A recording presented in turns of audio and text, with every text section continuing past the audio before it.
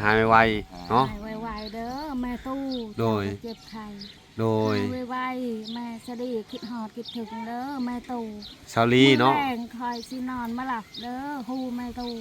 มันเจ็บไข้โดยเป็นห่วงเพิ่นอยู่บ่เป็นห่วงเป็นใยจนหายเนาะโอ้เอาโอ้ยเนาะจักเสียจังได๋ท่านผู้มีพระคุณพี่น้องเอ้ยผู้มีพระคุณกับทางชาวลีแล้วก็มีพระคุณกับบ่อล่าแล้วก็เนาะหลายครอบครัวเนาะอืมเอาได้ยินข่าวบ่ดีก็ให้และจักเสียจังได๋ทางวลาดนี่ก็จนแรกๆก็จนให้น้ำเพิ่นคือกันแหละจนน้ำตาคอจนบ่ได้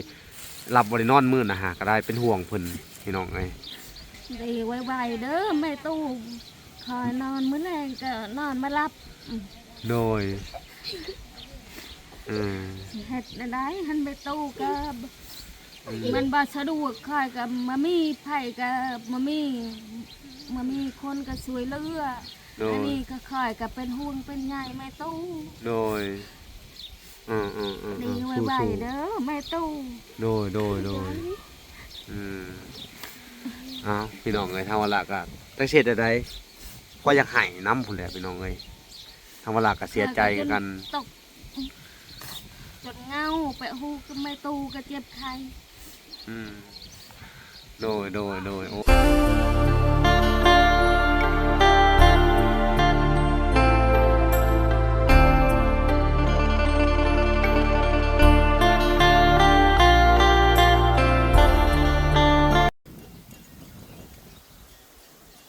อ้าวโอเคพี่น้องเอ้ยเนาะ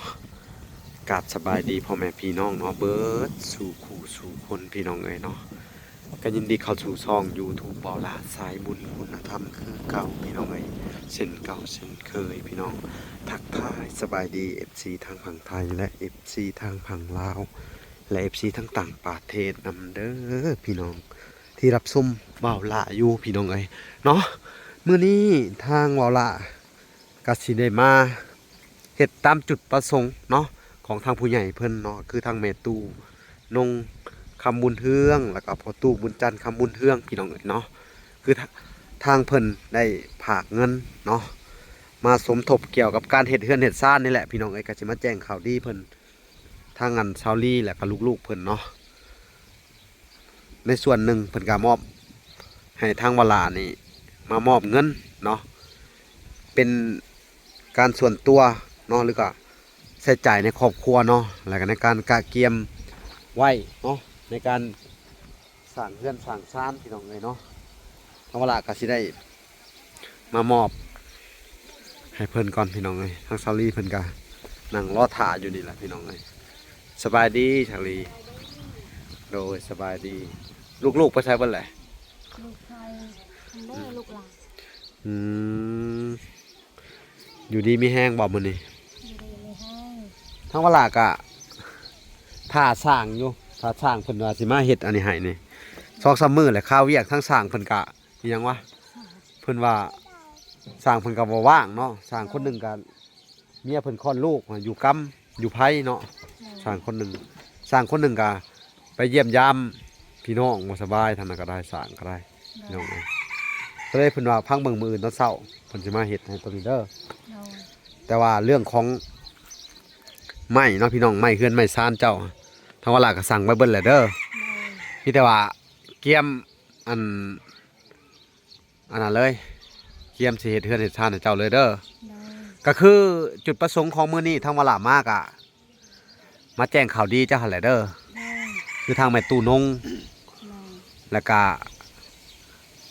แม่ทอนแก้วแล้วก็แม่ตู้ USA เพิ่นก็ได้ผ่านเนาะมาครบเต็มจำนวนเด้อดีใจอยู่บ่เนี่ยคือจำนวนเงินน่ะทั้งเบิดน่ะพร้อมแล้วที่จะเฮ็ดเฮือนเจ้ามีครบหมดแล้วเด้อมีแต่ว่าให้เจ้าอันน่ะในส่วนหนึ่งนี่ของแม่ตู้นงคำบุญเทืองนี่เพิ่นสิมอบเงินสดให้เด้อมอบเงินสดให้เจ้าไปไว้ใช้ในครอบครัวแหละแต่ซื้อหมักปิกเป้งนัวเพิ่นว่าเด้อซื้อแนวจำเป็นต่อไปบางเถื่อสร้างมาเฮ็ดเฮือนเห็นหยังอ่ะเอาไว้เตรียมยอเฮือนเพิ่นว่าเด้อ พี่น้องเอ้ยเนาะอันนี้ก็คือจุดประสงค์มันฮู้ว่าเพิ่นให้เท่าไหร่นะอืมเพิ่นให้เจ้าเท่าไหร่ฮู้บ่หึ บ้า บ่ฮู้เนาะอืมมีหยังอันนี้ฮะ ไข่หมดแดง โอ้พี่น้องเอ้ยอันนี้ไปหาไข่หมดแดงอืม ไปกับเอื้อยน้อง โดย ก่อนจะนำกันนี่แหละ เอ มาได้ อันนี้เอาผากข่อยบ่ โดย โดยพี่น้องเอ้ยเพิ่นก็เอามาให้ได้พี่น้องเอ้ยเนาะอืมเอามาผากเนาะแต่ว่ามื้อนี้ทางเวลาสิได้มามอบเงินส่วนหนึ่งเด้อคือทางเว้ากันแหละ โดย ถ้าเจ้าบ่ฮู้เวลาก็สิบอกกะผู้ที่100เด้อ โดย แต่เพิ่นผากมาทั้งเบิดกะอัน1,700เด้อ โดย เพิ่นก็ให้เจ้า100เพิ่นบอกเด้อ โดย และกะทางในบ้านน้อย100เนาะ โดย ให้เวลา100 โดย เด้อค่าน้ำมูกน้ำมันแหละอีกอัน1,400นี่เพิ่นก็สมทบเฮ็ดเฮือนเจ้า1,400เข้าใจนะ เข้าใจแล้ว แล้วว่าทางแม่ถอนแก้วก็คือกันทางแม่ถอนแก้วก็ผากมา1,400ก็สมทบเกี่ยวกับเฮือนซานเจ้าเด้อ โดย แล้วก็ทางแม่ตู้เพิ่นก็ผากมาสมทบเกี่ยวกับเฮือนก็1,000กว่าคือกัน1,400 1,500คือกันเด้อ โดย โดยแต่ว่าเวลากะอันใช้เงินของอันแม่ตู้ USA ซื้อเสาก่อนเนาะ โดย ดีใจบ่ ดีใจ แต่ว่าเจ้าของเพิ่นผังเงินน่ะคือแม่ตู้หั่นเด้อ โดย ฮู้บ่ โดย เพิ่นเป็นอันเป็นลมเด้อเป็นวูบบ่สบายความดันสูงตอนนี้ โอ้ยเมื่อคืนนี่ก็คอยเว้าคอยแต่งคัน เออ คอยเว้าแม่ตูน้องกับแม่ทอนแก้ว แม่ตูหยัดเอ เออ พ่อตูจันคำมุนเฮืองคอยเว้าสะทุเด้อคอยเว้า โด แม่ ย ตูพ่อตูแม่ทอนแก้ว แม่ตูหยัดเอความเจ็บอย่าให้ได้ความไข่อย่าให้มีเด้อ เอ คอย อ เว้า อันนี้กะ ให้ลำให้รวยเด้อ โดยฮู้แม่ตู้เพิ่นสาธุเนาะทางเวลาก็ขอให้เพิ่นอันหายเนาะหายเจ็บหายไข้นี่แหละพี่น้องเอ้ยเพิ่นก็เป็นนั่นเป็นวินเนาะ เป็นวินคือว่าเว้าไงความดันขึ้นสูงแหละกะเห็นให้อาการของเพิ่นน่ะเว้าบ่ได้ แต่ตอนนี้กะยังใส่เครื่องยังเพิ่นกะมีเรื่องของหัวใจโรคหัวใจเข้ามาเกี่ยวน้ำอีกเด้อก็คืออยากมานี่แหละเพิ่นกะอยากเบิ่งเจ้าเพิ่นกะนอนอยู่โรงพยาบาลเพิ่นว่าก็มีแต่ว่าซุมเฮานี่เด้ออยู่ทางพี่กะคอยเป็นกำลังใจให้เพิ่นเด้อภาวนาให้เพิ่นหายเด้อ เด้อเจ้านอนในเฮือนตอนค่ำตอนหยังกับภาวนาให้เพิ่นเด้อให้เพิ่นหายเด้อเพราะตอนนี้เพิ่นเป็นโรคยังนอนอยู่ห้องหมออยู่เด้ออาการกะบ่ค่อยดีปานใดพี่น้องเอ้ยเนาะมีเรื่องหัวใจหั่นแหละคือเว้าหั่นแหละเด้อทางวลาและกะทางซาวลีก็ขอเป็นกำลังใจให้ทางแม่ตู้เด้อขอให้เจ้าหายเด้อหายเจ็บหายไข้หายพยาธิโรคาที่เป็นอยู่เนาะเพิ่นก็เป็นหลายโรคเนาะพี่น้องเอ้ยจักเฮ็ดจังไดเนาะทางวลาก็บ่มีหยังสิตอบบุญแทนคุณเพิ่นแล้วก็ได้แต่ส่งกำลังใจนี่แหละเด้อเจ้าก็ส่งกำลังใจให้เพิ่นเอาขอบคุณเพิ่นแล้วก็ส่งกำลังใจให้เพิ่นเด้อจักหน่อยทางเวลาสิมอบเงินจะใช้ในบ้านหรือห้องเพิ่นมานะโอ้ฝุ่นมาแล้วพี่น้องเอ้ยเอาสบายดีในบ้านนั่งลงในบ้านเลยกะมื้อนี้ก็เป็นจุดประสงค์ของทางแม่ตู้หั่นเด้อก็มาแจ้งข่าวดีหั่นแหละก็เป็นเงินเป็นคำเพิ่นผากมาช่วยเหลือซุมเจ้าเด้อเจ้าก็ได้100เด้อแต่ว่าตัวเพิ่นเองกะตอนนี้เนาะคือเพิ่นบ่สบายได้ในบ้านนะเพิ่นเขาเอิ้นว่าเป็นความดันสูงแล้วเพิ่นก็เป็นวูบลงกระบอนนะใครแต่ว่าไปโรงหมอทันเนาะตอนนี้เพิ่นก็อาการเขาบ่ค่อยดีเป็นในอาการโคม่านะแต่ว่าเรื่องของอันหัวใจหัวยังกับมาเกี่ยวนะแต่ว่าเพิ่นเว้าได้อยู่นะแต่ว่าถ้าถูยังว่าขอภาวนาให้เพิ่นเนาะจงรอดปลอดภัยเนาะให้หายจากโรคจากอันเจ็บเป็นที่เป็นอยู่เนาะขอเพิ่นหายดีปกติเนาะถ้าว่าล่ะก็ภาวนาให้เพิ่นนี่แหละ ให้เพิ่นอยู่ดีมีแฮงเนาะบุญคำนำสู่เพิ่น จ้า บุญกุศลที่เพิ่นสร้างไว้เนาะ โดย ขอให้สิ่งศักดิ์สิทธิ์ทั้งหลายในโลกนี้ จ้า เนาะ ไปปกปักรักษาเนาะคุ้มครองคนดีๆคือทางแม่ตู่เนาะแม่ตู่นงและก็ครอบครัวเพิ่นทั้งอีพ่อก็ให้อยู่ดีมีแฮงเนาะแล้วก็ทั้งแม่ทอนแก้วแล้วก็แม่ตู่ USA ก็เช่นกันเนาะขอให้เพิ่นอันน่ะมีแต่ความสุขความเจริญเนาะนี่แหละบุญความอันน่ะผลความงานความดีที่เพิ่นเฮ็ดไว้นี่เนาะเพิ่นสร้างไว้นี่กับครอบครัวคนทุกข์ยากคือจุมเจ้านี่ก็ให้จุมเจ้าภาวนาให้เพิ่นเด้อ ให้เพิ่นนั้นรอดปลอดภัยให้มีอายุหมันขวัญยืนให้อยู่น้ำลูกน้ำหลานไปนานๆเนาะ โดย โดยเอาทางวลาก็สิได้มอบเงินเลยเด้อ โดย โดยเอาโอเคพี่น้องเอ้ยอันนี้ก็เป็นจุดประสงค์ของอันทางแม่ตู้เพิ่นแล้วนะอันนี้ฮู้บ่เงินนี่เพิ่นเอ็นดูเมตตาสงสารครอบครัวซุมเจ้าแห้งได โดย ขนาดเพิ่นอยู่ในห้องหมอเพิ่นยังโทรมาเพิ่นว่าอันเอาให้ครอบครัวซาวลีเนี่ยเด้อเพิ่นเป็นห่วงเพิ่นว่าขนาดอยู่ในห้องหมอนั่นน่ะ โดย ซุมเจ้าได้เป็นห่วงเพิ่นอยู่บ่ เรา นี่ ก็เป็นห่วงคือกัน อันนี้เป็นข่าวอันบ่ดีได้เกี่ยวกับเพิ่นเนาะเพิ่นก็โอ้ยผู้ที่มีบุญคุณกับซุมเจ้า อันได้เข้าโรงพยาบาลเวลาก็ตกมุกตกใจเวลาก็จักสิเฮ็ดได้แต่ว่าไหว้สวดมนต์ภาวนาให้เพิ่นนั่นแหละจังว่าทางเวลาก็ได้ โดย แต่ละคืนก็ภาวนาสิ่งศักดิ์สิทธิ์ในประเทศลาวเฮาก็คือทั้งพระธาตุโพนพระธาตุศักดิ์สิทธิ์นั่นแหละทางเวลาก็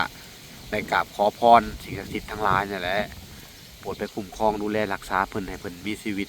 อายุมันขวัญยืนให้เพิ่นอยู่น้ำลูกน้ำนานไปนานๆให้เพิ่นหายเจ็บหายไข้ให้พญาติโลคาเนาะ โดย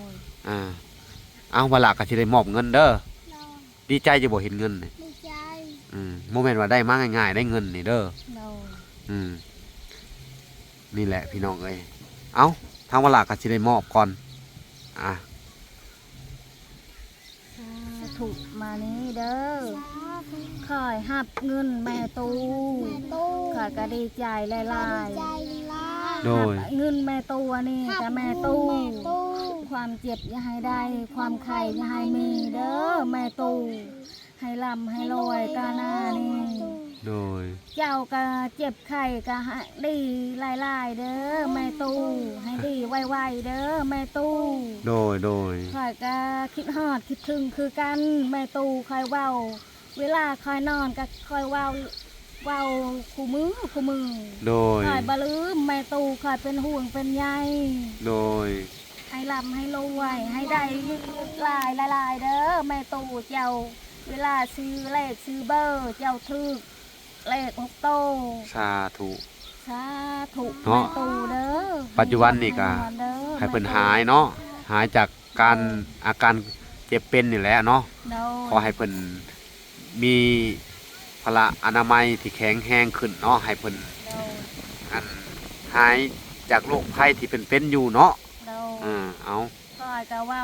บ่ บา เป็น ลายแม่ตู่ขอโทษขออภัยเด้อแม่ตู่ท่านคอยฮู้ภาษาลาวคอยก็อยากเว้าหลายอันนี้คอยเว้ามันมาหลายเด้อแม่ตู่ แม่สดีคิดฮอดคิดถึงต่อไปคอยบาลืม โดย 10 ปี20 ปีก็คอยบาลืมเด้อแม่ตู้คอยคิดฮอด โดย สาธุ เนาะ เด้อ อ้าว แม่ตู้ เอาเงินอันนี้เป็นของในบ้านเด้อ โดย เอาทางในบ้านกับมาหับเลย อันนี้เป็นจุดขอชมของเพิ่นเด้อเอาทางในบ้าน คนละ2,100,000เด้อโดยโดยเอาก็คือ โดย ทางไม่ตู่เด้อไม่ตู่นงคำบุญเฮือง โดย ข่าวว่าไม่ตู่อยู่คงมอขอให้โรคภัยไข้เจ็บ โดย หายไวๆเด้อ โดย ได้ก็ให้อยู่ดีมีแห้ง โดย ปลอดภัยให้มีอายุมันควันยืนต่อไปเด้อไม่ตู่เด้อ สาธุ ประกอบเงินให้ทางขานี่แหละ โดย ก็ได้ย้อน โดย ได้ข้างเด้อ คืออันนี้ก็เป็นเงินแหละครับเพิ่นก็สงสารเพิ่นก็ จ้า อันน่ะคิดเห็นความดีความงามของเจ้าเด้อในบ้านเด้อ โดย ความดีความงามของเจ้าคือเจ้าฮะเป็นคนที่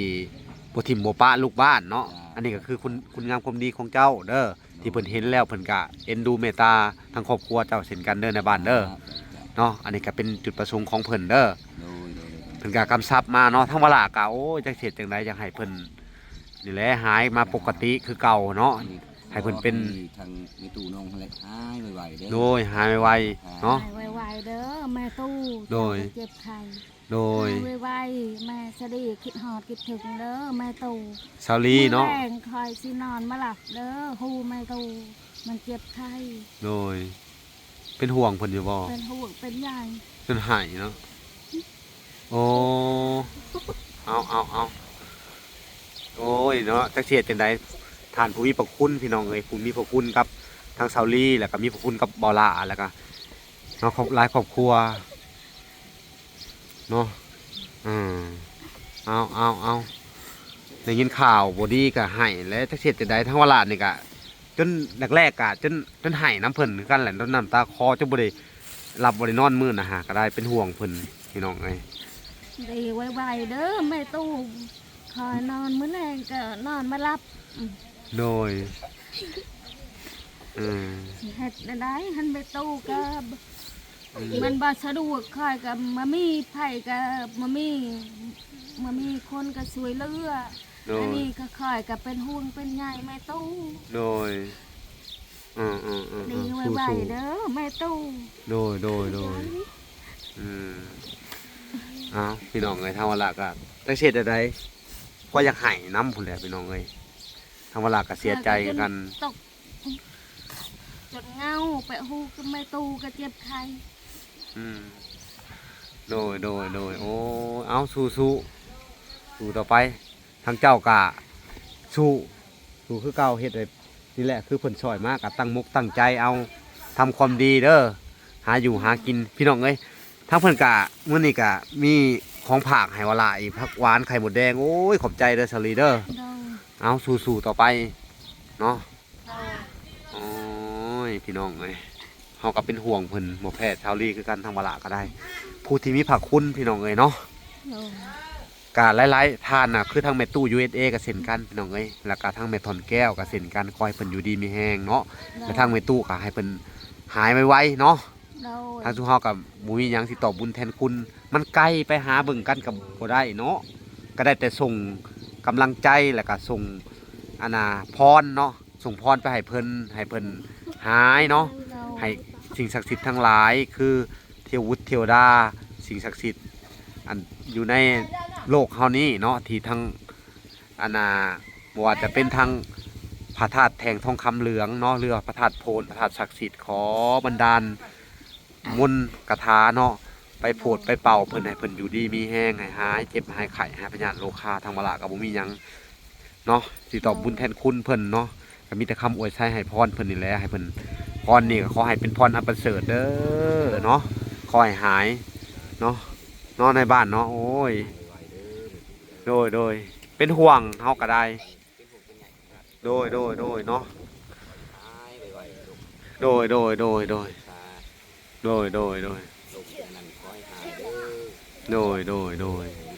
ดยมิดชาวลีก็ได้เอ้าขอเนาะครับซึ่งใจนี่แหละจะเสียใจในขนาดเพิ่นบ่สบายเนาะเพิ่นก็ยังโทรมาเป็นห่วงทุกเจ้าได้เพิ่นก็ยังบ่ได้เป็นห่วงตัวเองยังเป็นห่วงคนโดน ห่วงทุกเจ้าโห โดนก็ สำลูกสำล้านเพิ่นผู้หนึ่งเนาะ กั โดย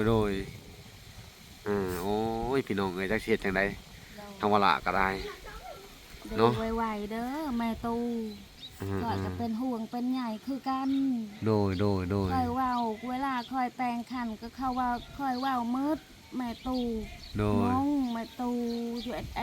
กับแม่ท่อนแก้ว โดย แม่ตูพอตูจันทร์คำมุนเฮือง โดย คอยเว้าให้ลำให้ลอยเด้อให้อย่าเจ็บความเจ็บอย่าให้ได้ ความไข่ยายมีคอยเว้ามืด โดย คอยคิดหอดคิดถึง อ้าว เป็น พี่ ห่ น้ ว อง ง เอ้ เป็ ย นไงแม่ตู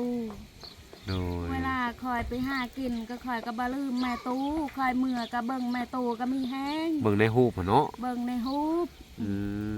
มโดย ซ้ำแม่คอยเองคอยมีคอยเบิ่งแม่ตูพอตู อ่าฮะโดย แม่จะดีก็บ่มีแม่เด้อแม่ตูสมิธได้ใบฮูปก็ซ้ำแม่คอยเองคอยมามีแม่มีติพ่อ โดย โดย ตะโกนอ้าวหลังเจตะ โดยอืม บ่าวเลยคอยไปหาหน่อไม้หาเครียดก็ได้พอได้กิน โดยดีแหละ แม่ตู้บะซื้อให้ของกินก็คอยก็บะซื้อก็อย่าเด้อแม่ตู้คอยก็ไปหาเองก็ได้เครื่องกิน โดยก็มีแต่เพิ่นนี่แหละสิลงมือเฮ็ดเฮือนเห็นหยังให้เจ้าเด้อบัดนี้เด้อ โดย นั่นแหละก็เป็นข่าวดีแหละ โดย ทั้งมีข่าวดีแล้วก็ข่าวบ่ค่อยดีก็คือแม่ตู้เพิ่นอันบ่สบายนี่แหละเด้อ โดย นี่แหละเฮาก็กังวลใจคือกันทางอันบ่ละก็ได้พี่น้องเอ้ยแล้วก็ โดย ได้ก็มาบอกมากล่าวเจ้านี่แหละเด้อ โดย เอาจังไดก็อันนึกถึงความดีความงามเพิ่นเนาะแล้วก็ภาวนาให้เพิ่นเด้อให้เพิ่นอยู่ดีมีแฮงให้หายหายไวๆเนาะ หาย โด ไวย ฮะทางซาลีก็เป็นห่วงคือกันพี่น้องเอ้ยให้อยู่เนาะอดเอาสู้ๆอันนี้ก็ขอบใจหลายๆเด้อ โดย โอ้พี่น้องเอ้ยเฮาว่าล่ะก็บ่มีหยังอันมาฝากมาต้อนเพิ่นก็มีแต่นี่แหละ อันมีกระยา โดยก็มีแต่ ก็จะเป็นห่วง เออ กันเจ้า โดยเอาสู้เด้อ โดย สู้เนาะ โดย เอาพี่น้องเอ้ยบัดนี้ก็ข้างว่าล่ะก็สิได้อันน่ะไปติดตามเบิ่งทางอันเอื้อยเจ้าอีกเด้อ โดย เพราะว่าสิได้มอบเงินให้ทางอันเอื้อยเจ้ายังอีก100เด้อ โดย ของทางอันแม่ทอนแก้วเด้อ โดย สมทบเฮ็ดเฮือนเพิ่นเนาะเอาสิถามในบ้านเพิ่นอีกในบ้านเป็นจังได๋แหละอันกะเกียมว่าสิพากันย่อมือได้เฮือนทางไอ้ตุ้มกับสาวมีน่ะ วันเสาร์นี่แหละ มาที่วันเสาร์ ประมาณนี้แหละ สนากาเฮาสิมอบเงินให้เราแหละให้เราไปไปซื้อเอาอาหารคือเก่าเด้อไปซื้อเอาอาหารอยู่จุดซุ้มหั่นเด้อไปสั่งเขาไว้ก็ได้แต่บ่ให้เอาอาหารเป็นเด้อให้เอาตัวที่ตายแล้วเด้ออันนี้คือเงินแม่ถอนแก้วเด้อเฮาสิมอบให้เพิ่น100ให้เพิ่นไปกากเกียมอาหารมายอแขกยอคนนั่นแหละในการในมือยอเฮือนแล้วก็ให้เพิ่นไปซื้อตะปูพร้อมตัวที่มันขาดเหลือเนาะเอาจังหน่อยเฮากลับไปเบิ่งนํกันเนาะไปเบิ่งแล้วก็ให้ในบ้านอันแนะนำเพิ่นอีกทีนึงเนาะว่ามีหยังที่มันขาดเหลือบ่หรือหยังน่ะเนาะเขาจะได้มอบเงินในมื้อนั้นแหละ ในมื้อที่เจ้าขึ้นก็เพื่อบ่เป็นการรอเฮาก็เฮ็ดไปเลยโลดเด้อเพราะว่าเฮาหามันหลายเวียกเนาะอันนี้ก็อันสิได้เข้าไปหาทางครอบครัวเอื้อยนั่นแน่อันเอื้อยบัวศรีแล้วก็ทางไอ้มื่นเนาะทางอันเมตู้ไทยเนาะมันหลายครอบครัวทางวลาก็ได้พี่น้องเอ้ยเนาะอันนี้ก็นี่แหละมื้อนี้ก็ได้มาเฮ็ดตามจุดประสงค์ของเพิ่นแรกๆว่าสิมาแต่วานนี่ทางวลากับหมู่วานนี่ก็รู้สึกแบบว่าเมื่อยไม่ใช่ก็บ่ได้นะเป็นไข้น้ำแน่ก็เลยบ่ได้ออกไปใช้หมู่วานนี่ก็ได้เนาะทางไปตอนแก้วเพิ่นก็โทรมาสอบถามมึงเพิ่นก็เป็นห่วงคือกันเพิ่นก็เป็นห่วงทางวลาพี่น้องเอ้ยเอ้าทางวลาก็สิได้จบคลิปก่อนเนาะแต่เพียงตัวนี้เนาะก่อนจบคลิปก็บ่มีหยังเนาะสิตอบบุญแทนคุณทางแม่ตู้และครอบครัวเพิ่นเนาะขนาดบ่สำบายพี่น้องเอ้ยเพิ่นก็ยังเป็นห่วงเป็นใยครอบครัวทางสาวลีทางวลาก็ซับซึ้งน้ำมกน้ำใจหลายแล้วก็ซับซึ้งบุญคุณเพิ่นเนาะเพิ่นก็บ่ได้ช่วยเหลือแต่ทางครอบครัวสาวลีแล้วก็ครอบครัวอื่นเพิ่นก็ให้ค่าน้ำมูกน้ำมันทางวลาเนาะก็ทางวลาก็ดีมกดีใจหลายเนาะก็บ่ลืมบุญลืมคุณเพิ่นเนาะสิ่งที่เพิ่นให้มาทางวลาก็บ่มีหยังสิตอบแทนเนาะก็มีแต่มือ10นิ้วแล้วก็คำปากคำเว้านี่เด้อแม่เด้อขอให้เจ้าอันหายเจ็บหายไข้หายพยาธิโรคาแล้วก็หายไวๆเด้อออกจากห้องหมอให้รอดปลอดภัยเนาะพยาธิพะเยาที่เป็นอยู่ก็ให้วิทย์ให้เว้นให้วางไปเนาะขอให้สิ่งศักดิ์สิทธิ์ทั้งหลายในโลกเฮานี้เนาะไปปกปักรักษาคุ้มครองเมืองแย่งเจ้าเด้อบุญรักษาเทวดาคุ้มครองเด้อแม่เด้อเนาะหายไวๆเนาะทางเฮาก็มีแต่คำปากคำเว้านี่แหละบ่มีหยังนี่แหละไปมาหากันก็บ่ได้เนาะสักเฮ็ดจังไดก็มีแต่คำอวยใส่ให้พรนี่แหละแม่เอ้ยแล้วก็ครอบครัวซุมเจ้าก็ให้อยู่เย็นเป็นสุขเนาะนับจากมื้อนี้เป็นต้นไปก็ให้วิทย์ให้เว้นให้วางให้มีแต่สิ่งดีๆงามๆเข้ามาในชีวิตเด้อทางครอบครัวซุมเจ้าก็เงินทองหลั่งไหลเข้ามาบุญคำนำชูเนาะอายุมั่นขวัญยืนร่ำรวยเงินทองสาธุเนาะเอาโอเคคลิปนี้ทางวลากะสิได้ไปติดตามเบิ่ง อันทางครอบครัวอ้ายตุ้มสามีต่อคลิปนี้ก็สิได้จบลงก่อนแต่เพียงเท่านี้เนาะฝากไปติดตามคลิปตอนต่อไปพี่น้องเอ้ยเอาสบายดีเด้อและสวัสดีพี่น้องเอ้ย